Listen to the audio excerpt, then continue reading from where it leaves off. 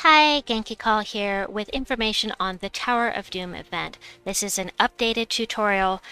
Things have changed significantly. As of August 7th, 2023, I have some very important information for you. Whether you are new or just beginning the game, I'm going to go over all of the things, but I'm going to start with the new information for those that are have been around for a while. I'm going to go over the new stuff first so that they don't have to wait through the rest of the tutorial. The most important thing you need to know is that you must use the new doomed weapon for each event in order to complete all of the reward tiers, because now instead of 12 there are 16 reward tiers, and if you want to finish this event you must use this weapon. You don't have to use it in every room, just in the boss room. You can switch the weapon each time. Now, something else that's new is that when you're doing a Tower of Doom event, this one is for Brown. When you're doing Tower of Doom, you must use Brown troops. As of now, you also have to use a Brown weapon. It used to be you could use any color you wanted, but now you have to use Brown weapon as well. So let me show you. Edit teams, weapon. We are locked to Brown on troops and weapons. That is another very important point.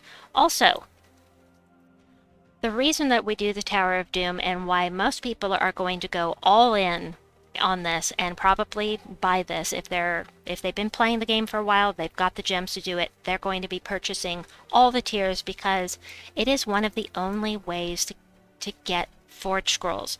You need Forge Scrolls in order to temper or upgrade your doomed weapons, and it's one of the only ways to get them. So purchasing that button at the front there will give you all the way up through this tier. To get all of those Forge Scrolls, you'll get everything there, plus you'll get a bonus Orb of Chaos. And the other two ways that you can get the Forge Scrolls, there are only two at this point. One is to defeat Dooms. Floor 1 through 25 only, you will get a Forge Scroll for each floor that you complete. And after 25, you're just doing it to get the Dooms, finish off the reward tiers, and try to get on the leaderboard, which will give you pretty much nothing. The leaderboard does not give you much. You can see for slot 1 and 2, yeah, they give you a lot, but this is the my beta account. So don't pay any attention to this right now.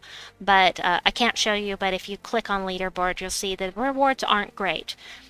But if you want to finish the reward tiers, you gotta use the new doomed weapon in the boss room. Boss room only. You can use the colored weapon. Anything else in the other rooms, it's just in the boss room that you have to use that doomed weapon.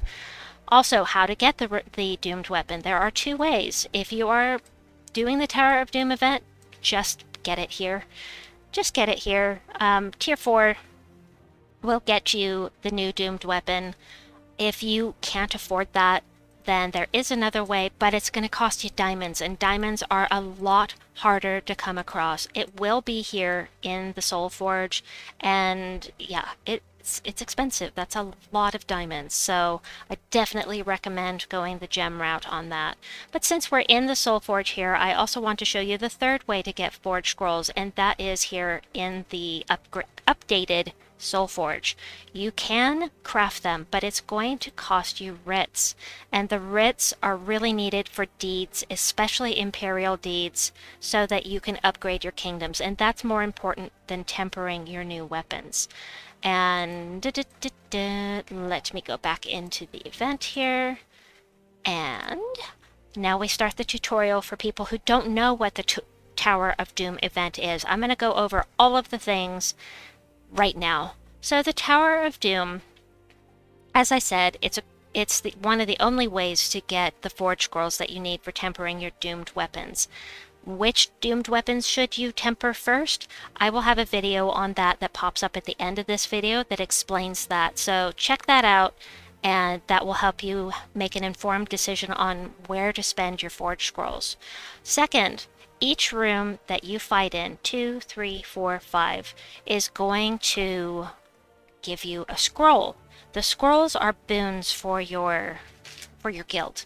So if you look in the guild here, you'll see that nothing, but here are the boons. They are for the entire guild. So anytime you find a scroll of life, plus 1 life, that goes towards the whole guild. Everybody that finds one adds to these amounts. And so let me go over the list of all of the boons that you can find, all of the scrolls. Hold on a second. Here is the list of all of the scrolls that you can find: armor, life, attack, magic. Then we have haste. This says add 1 doom sigil. When I say doom sigil in this context, it doesn't mean an extra sigil to fight. It means you get 1 additional doom defeated. I'm just going off the website's description on that. Luck will give you 2 dooms defeated to your guild total. Power gives you +1 to all guild boons. Those are the 4 I just showed you. Unlock will unlock the boss room. You can't find the boss until you find the unlock scroll. Then there's the fireball scroll. You instantly win any non-boss scroll. And then for heroism, very important. You don't have to find the unlock scroll in order to use this. So let me get back in the game. Here it is.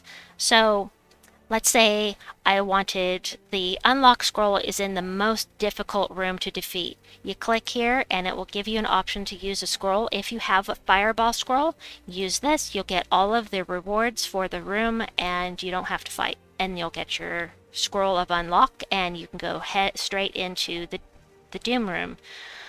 If you have a heroism scroll, there's nothing on this floor that's really interesting, just an unlock scroll that you need.